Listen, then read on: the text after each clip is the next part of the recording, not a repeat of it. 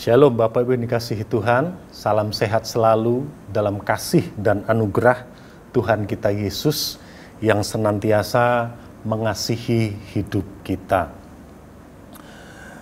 Kali ini saya akan sampaikan atau saya ingin mengajak kita semua untuk merenungkan satu ayat yang terdapat dalam Galatia pasal yang kelima, ayat yang ke-25. Saya akan bacakan demikian bunyi firman Tuhan. Jikalau kita hidup oleh roh, baiklah hidup kita juga dipimpin oleh roh. Bapak Ibu, kalau kita membaca ayat-ayat sebelumnya atau tepatnya dari ayat yang ke-16 sampai ayat yang ke-24, di sana kita akan melihat bahwa Paulus ingin memaparkan atau ingin menyampaikan kepada jemaat Tuhan yang ada di Galatia tentang perbandingan atau perbedaan antara hidup menurut daging dengan hidup menurut roh. Dan bahkan kalau kita baca di judul perikopnya dikatakan hidup menurut daging atau roh, seolah-olah Paulus ini ingin menyampaikan pilihan kepada jemaat Tuhan yang ada di Galatia. Yang mana yang kalian mau pilih? Hidup menurut daging atau hidup menurut roh? Kemudian dalam ayat-ayat yang seperti saya katakan tadi, dalam ayat yang ke-16 sampai ayat yang ke-24, di situ Paulus coba memperbandingkan antara hidup menurut daging dengan hidup menurut roh dengan cara menyampaikan tentang perbuatan daging yang telah nyata. Dan bahkan dikatakan sudah pernah dia sampaikan kepada jemaat Tuhan yang ada di Galatia dan bahkan dia pernah memperingatkan mereka tentang hal-hal tersebut.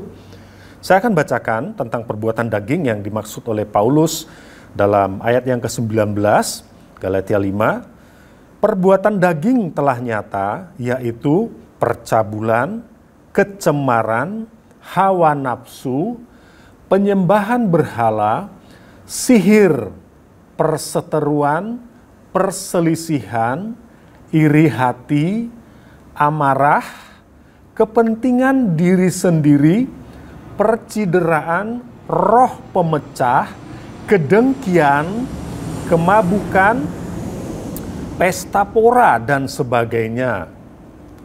Berarti ada banyak lagi perbuatan daging yang Paulus tidak sebutkan.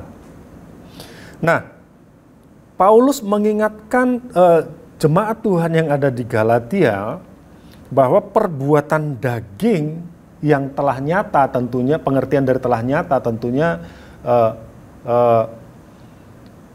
sudah dilakukan oleh orang-orang yang di luar Kristus atau orang-orang yang sebelum mengenal Kristus. Atau dengan kata lain, ini merupakan hidup lama. Hidup lama. Dengan jelas Paulus menyampaikan tentang perbuatan daging. Kemudian dia membandingkan, memaparkan, menyodorkan atau menawarkan kepada jemaat Tuhan yang ada di Galatia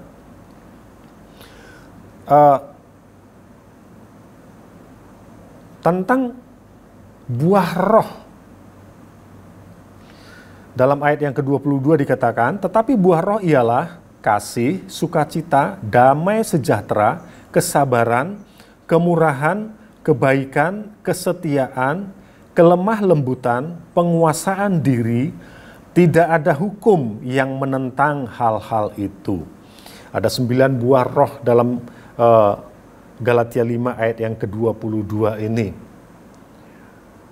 Dalam Paulus memperbandingkan antara hidup menurut keinginan daging dengan hidup menurut roh, dia juga menawarkan pilihan Yang mana yang mau dipilih? Mau hidup menurut daging atau mau hidup menurut roh? Kalau kita melihat perbandingan atau kalau kita coba membandingkan di sini sangat-sangat berbanding terbalik, bertolak belakang antara keinginan daging atau hidup menurut daging dengan hidup menurut roh. Karena dikatakan keinginan daging atau perbuatan daging itu ada percabulan, kecemaran, hawa nafsu dan lain sebagainya. Sementara buah roh atau hal-hal yang dikerjakan oleh Roh Allah dalam kehidupan orang percaya itu adalah kasih, sukacita, damai sejahtera, kesabaran, kemurahan, kebaikan, kesetiaan, kelemah lembutan, dan penguasaan diri. Ini sangat-sangat berbanding terbalik. Nah, setelah Paulus memaparkan perbandingan antara perbuatan daging dan juga buah roh tersebut, dia sampai pada kesimpulan, tadi kita sudah baca ayatnya, dalam kesimpulan tersebut terkandung ajakan, terkandung himbauan, terkandung arahan dari Paulus supaya jemaat Tuhan yang ada di Galatia itu sadar kalau mereka hidup oleh roh, baiklah hidup mereka juga dipimpin Roh Allah. Nah, dalam terjemahan lain atau dalam terjemahan bahasa Indonesia masa kini, ayat 25 ini berbunyi demikian. Roh Allah sudah memberikan kepada kita hidup yang baru.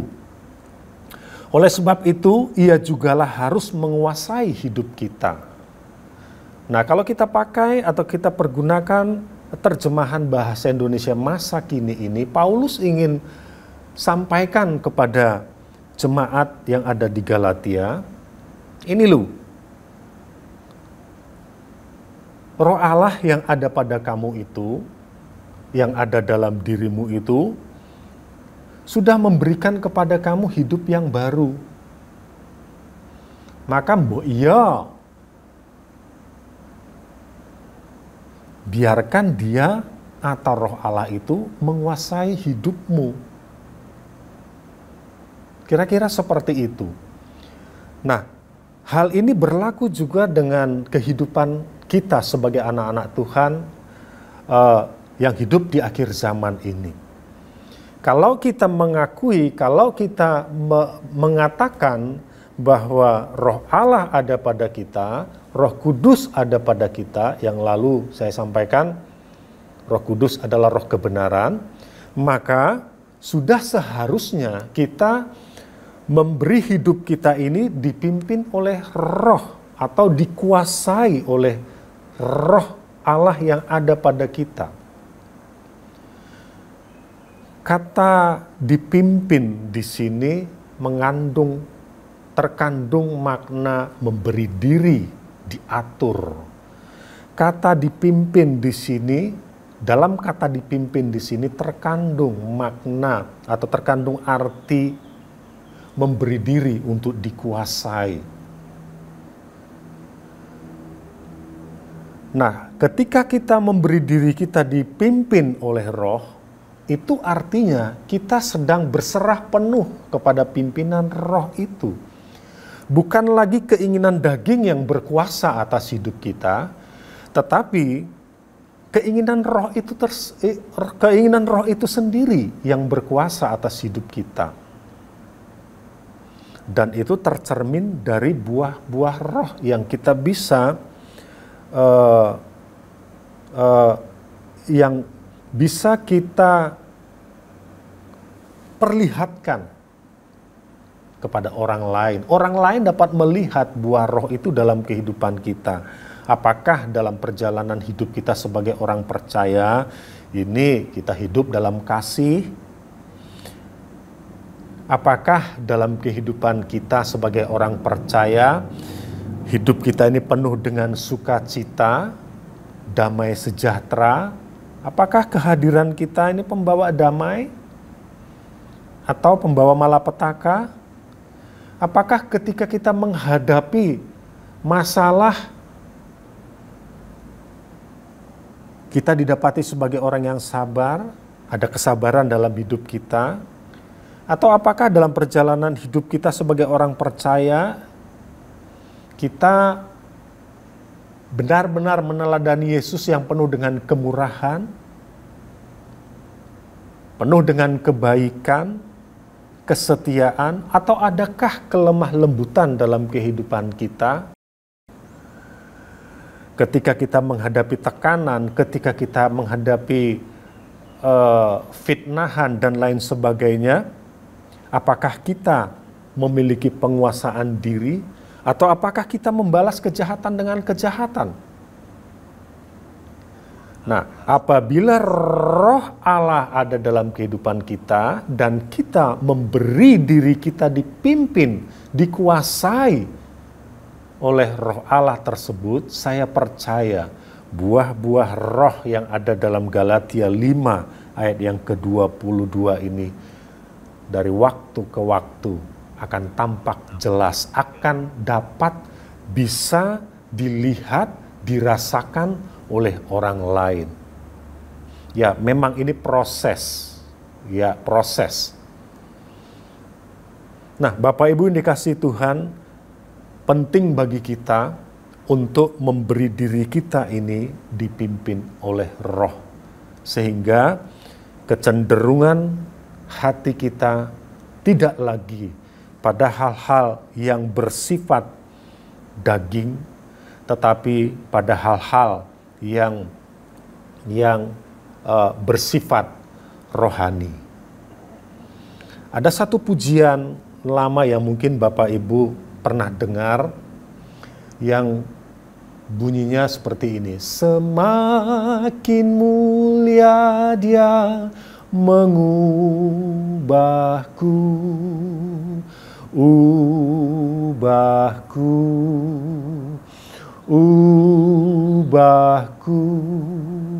menjadi serupa dengan gambarnya.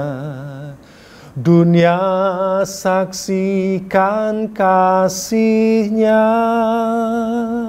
Refnya berbunyi demikian. Dia ubahku